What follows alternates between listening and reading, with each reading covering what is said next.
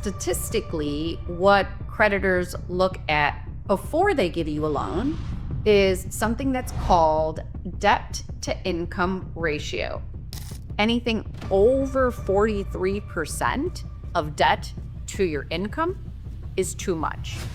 Good debt and bad debt, and I think you can use debt responsibly to plan for some projects. For all of those three things, I went and we were using the credit offerings that were available to us because I didn't want to give up the cash. I didn't necessarily want to charge it on a credit card that was going to have a high interest rate. Having liquidity is wonderful, and you can have that money invested while it's earning when you're paying 0% here. So that just makes sense. Be very, very mindful of what you're going into, what it has, what it doesn't, and be prepared for those things.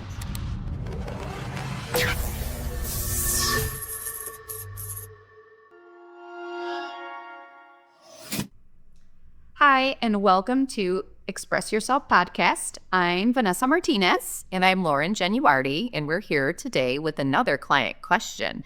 This is a good one, Vanessa. How much debt is too much? This is a bad one, actually. It's good because there's a lot of juicy things to talk about. But it's kind of scary in the same respect. It is, because I think as we've talked, there's planned debt and there's unexpected debt. Yes. But if we think of statistically what creditors look at before they give you a loan is something that's called debt to income ratio, which is just how much debt do you have divided by total income. Now here you might think, oh, I for sure have so much debt, but this is where you're going to differentiate. There's utilities don't count, your groceries don't count, insurance premiums don't count. So they're not looking at those recurring expenses, but they will look at your mortgage. They'll look at a car loan, personal loans that are on your books. So those pieces are the ones that you need to make sure you do the math before you acquire them, right? And we understand that sometimes it's not optional, it just happens. But in general, the rule of thumb is if you're under 36% or at 36%, that's okay. That's a good amount to have. Not that you need it. Just right, you don't need to go up to 36%. Correct. That's just what creditors are looking at, that you're a responsible payer if you can stand that range. Anything over 43% of debt to your income is too much. So this is where it gets a little sensitive, where the answer might be, it depends. And this is your story, Lauren, on how does it depend, or when does it depend? Right. So there's good debt and bad debt, and I think you can use debt responsibly to plan for some projects. And so a couple years ago, I had gotten a raise at work, and there had been some things we wanted to do in the house that we put off doing for a while. And at the same time, I didn't necessarily want to take and pay for these things in cash. Right. Because that's always, I like cash. I like liquidity. So for me to give up a lot of cash, I'm always concerned about that. And so there were really great 0% financing offers. So we did a lot of things at one time. It felt kind of crazy, and everyone was like, why are you doing this all at one time?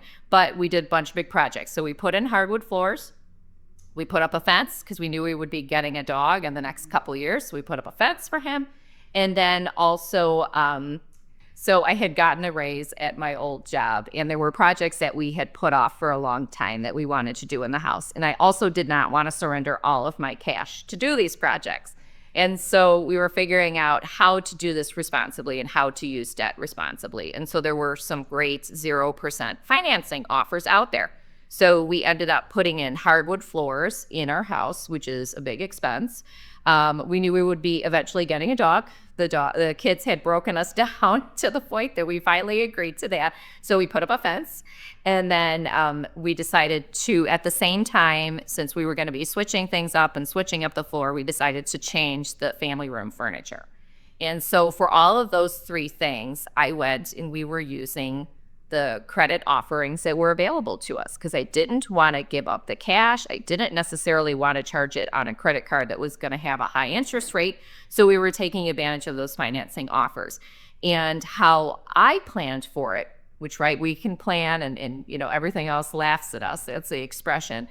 But it was really banking on, hey, this is the outlay for the floor and the period is 24 months. So we just said, hey, this is the total divided by 24, and this is what each month we're going to pay. We're not going to kick this down the road and not make payments. We're not going to extend this past the 24 months. We're going to stay within this time frame. Same thing for the fence, same thing for the furniture.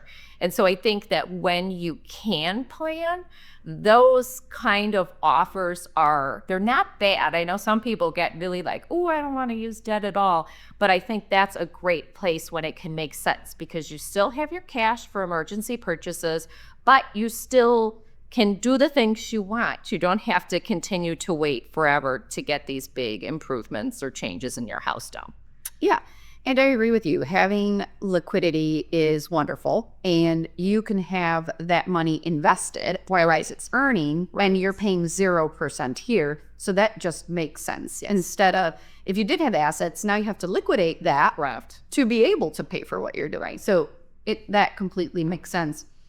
And I think when we bought our first home, we went in for a remodel, and it was an older home and it had carpeting, but we picked up a piece of the carpeting. Of course, you can't rip off all of it. So you rip off a piece and you establish your budget. And I was like, okay, the floors need to get redone and I could stain them if I want and it'll be wonderful. And there was wood flooring across the whole home. Perfect.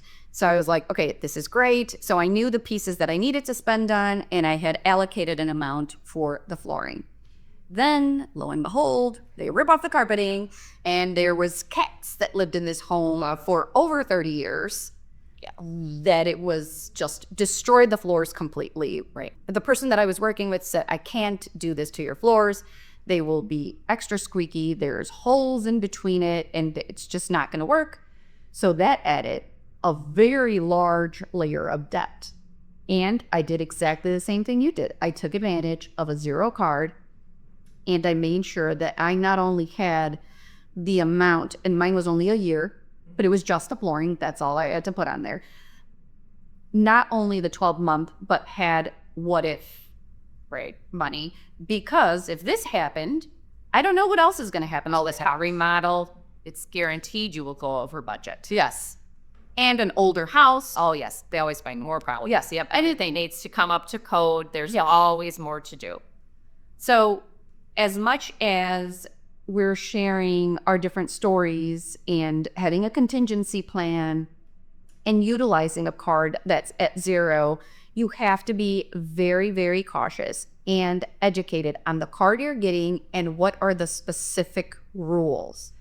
In some cases, I've heard some clients or some friends that will get the zero card and not realize that if you go over even one day, they can accumulate the interest for the whole year and tack that on. Right. So something that you've been taking care of along the way by missing one single day, they will not backtrack on that. Right. And now you get hit with all that interest. So be very, very mindful of what you're going into, what it has, what it doesn't, and be prepared for those things. Right. And read the fine print. I know nobody likes reading the fine print. Well, that's a lie. Lauren likes reading the fine print. I read it because I get scared of those situations, right? And that's exactly it. If there is always something tricky in there. So if you're going to take advantage of those offerings, if you're going to use a card or a line of credit like that, you just have to be mindful and make sure that you know what you have to watch out for. Correct. So we hope those tips helped. Thank you.